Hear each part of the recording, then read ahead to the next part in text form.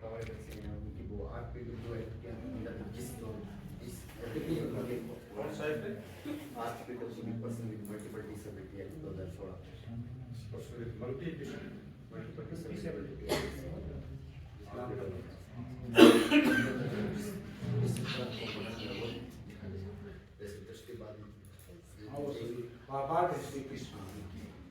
कोई एक विशेषता के बारे में बता दीजिए, किसी एक के बारे में बताइए।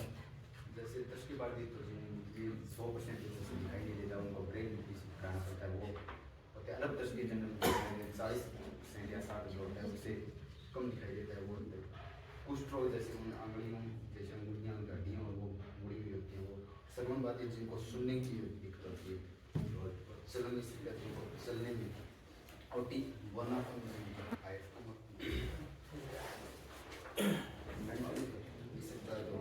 मानसिक रूप से ये उस एक्ट में सारी 21 की 21 डिसेबिलिटी है क्या? हाँ,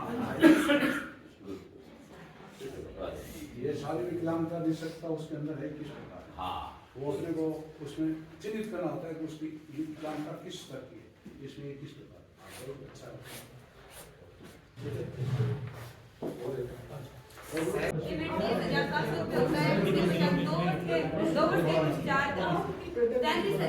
और इसके साथ DA और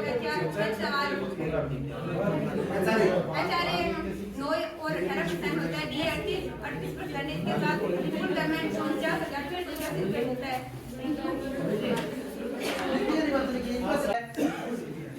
state initiative to anti education इसका पूरा नाम है और ये एक बड़ा महासागर है जिसके अंदर अनेक नदियां आकर के मिलती है। इन नदियों का वर्णन इन्होंने किया है और इन नदियों की संख्या शायद 7-8 है और ये दो बताएंगे। दो गुरु जी आप बताओ ये दो का क्या मतलब, कौन कौन सी दो बता रहे हो आप? SIQ बेस्ड MGL बेस्ड, ये अपना राजस्थान गवर्नमेंट का जो एजुकेशन को state initiative and quality education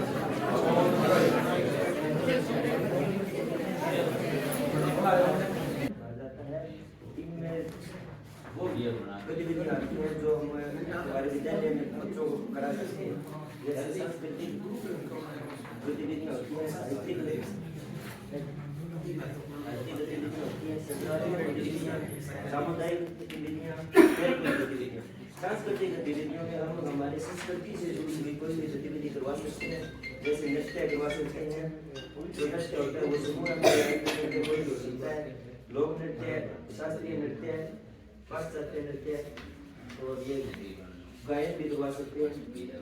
और साहित्यिक गतिविधियों में वाद विवाद, काव्य पाठ, क्विज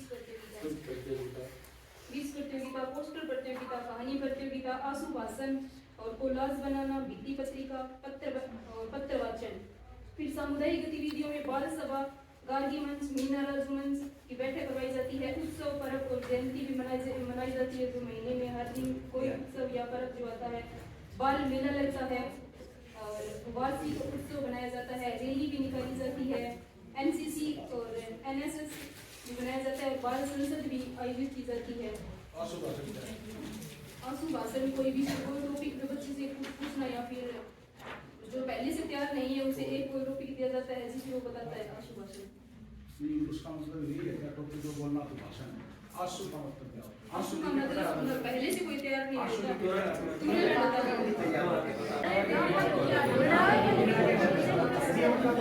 सुनो, NCF 2000 के बाद में सबसे बड़ा परिवर्तन RTE 2009 था।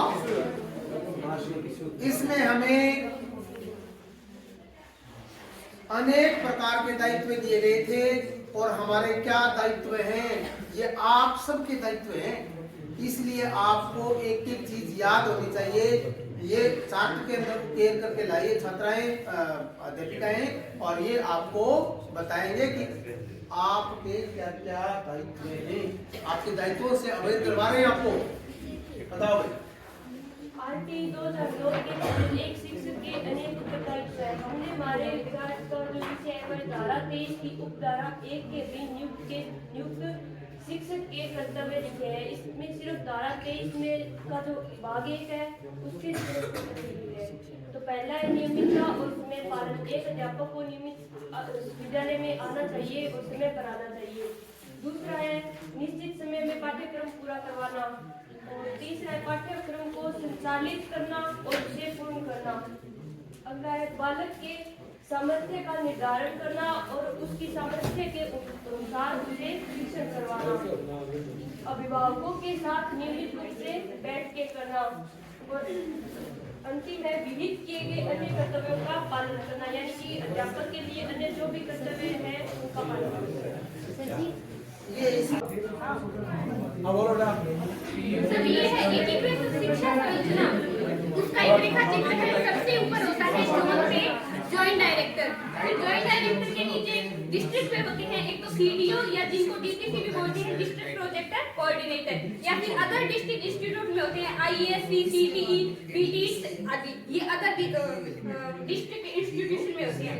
फिर सीडीओ के नीचे 5 होते हैं, एडीपीसी, डीओ, फिर एक डीओ होता है एलिमेंट्री एजुकेशन प्राथमिक शिक्षा के लिए, और एक डीओ होता है सेकेंडरी एजुकेशन माध्यमिक शिक्षा के लिए। फिर एक होता है डीओ जो डाइट में होते हैं, प्रिंसिपल या फिर डाइट डीओ, और इसके साथ एक इन्हीं के लेवल के होते हैं सीबीओ, सीबीओ या फिर उनको एक दूसरा नाम बोल सकते हैं ब्लॉक रिसोर्स स्टैंडर्ड फैसिलिटेटर, बीआरसीएफ, ये सीबीओ का एक दूसरा नाम है। फिर उसके नीचे 4 होते हैं, एक होते हैं एसीबीओ या फिर ex officer, BO principal grade के एसीबीओ, फिर होते हैं एसीबीओ सेकंड, ये भी प्रिंसिपल ग्रेड के होते हैं। उसके बाद होते हैं आरपी, वो लेक्चरर लेवल के होते हैं, और एक होते हैं आरपी सेकंड, वो भी लेक्चरर लेवल के होते हैं। और उसके बाद एक आरपी होती है senior teacher, CWSL second grade teacher होते हैं। इनके साथ ही पीओ आते हैं। एक तो पीओ आते हैं जिनके अंदर में प्राथमिक शिक्षा आती है, ग्रामीण प्राथमिक शिक्षा, और एक अदर प्रिंसिपल या फिर जो सीनियर सेकेंडरी स्कूल के पीओ है वो आते हैं। और इन एसीपीओ के अंदर में आती है प्राथमिक लेकिन शहरी शिक्षा। धन्यवाद। राज्य स्तर का एक भी नहीं था। तो ये 2 प्रकार की व्यवस्थाएं हैं। ये प्रशासनिक व्यवस्थाओं का इस ग्रुप नंबर 2 ने बनाया है। सुनो, अगर आपको याद नहीं है तो फिर याद हो जाएगा। बोलो भाई। मंडल कार्यालय का संगठनात्मक ढांचा, joint director JD, manager officer, AO, double AO, personal assistant, ADO,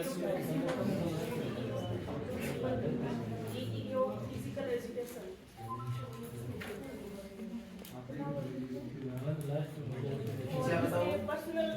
personal assistant 1, senior law officer 1, state officer 1, admin officer 1, additional admin officer 1, assistant admin officer 1, MIS group 4 employ 1, AO double AO नीचे है UDC 1, FTS ये लिखा सकते हैं। ADU principal senior DDEO establishment headmaster इसके नीचे assistant admin officer 1, UDC 1, FTS 1, फिर grade employ 4, ये 4th क्लास चपरासी होता है ना। ADU principal assistant admin officer 1, UDC 1, FTS 1, इसके नीचे है ग्रेड 4 एम्प्लॉय, इसके अगले ऑफिसर है डीडीईओ फिजिकल एजुकेशन। ये अपने मंडल अपना बीकानेर मंडल लगता है। बीकानेर मंडल में की भूमिका इसमें विद्यालय स्तर पर किए जाने वाले प्रयासों में महिला गरिमा हेल्पलाइन नंबर 1090 और ताई हेल्पलाइन नंबर 1098 का प्रसार किया जाए, और विद्यालय में गरिमा पेटी लगाई जाए जिसमें बच्चे अपनी शिकायत को लिखकर डाल सकें, जिससे पता चल सके उनके बारे में। और विद्यालय सुरक्षा कार्य के लिए उनके विद्यालय में बाल सुरक्षा के पोस्टर भी लगाए जाएं, और यौन उत्पीड़न से बचने के लिए समितियां भी बनाई जाएं। और शिक्षकों की भूमिका या उनके उत्तरदायित्वों के अंतर्गत बच्चों को अच्छी गुणवत्तापूर्ण शिक्षा दी जाए, और उनका बाल शोषण से उन्हें बचाना चाहिए। और विद्यालय में शिक्षक को विद्यालय स्तर पर और समाज स्तर में अच्छे सकारात्मक विचारों को पैदा करना चाहिए। बाल अधिकारों के प्रति जागरूकता भी पैदा करनी चाहिए। गुड टच और बैड टच के बारे में बच्चों को अवगत कराया जाए और साथ में वो आत्मरक्षा की कार्यशालाओं का भी आयोजन करवाया जाए।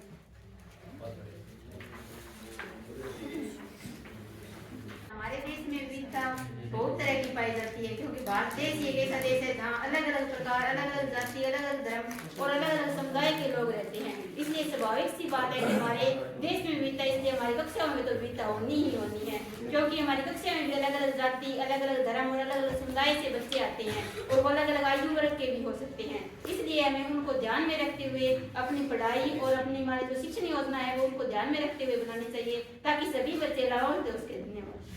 थोड़ा थोड़ा बताइए। सवाल सुनो। शुरू जा। आप बोलिए।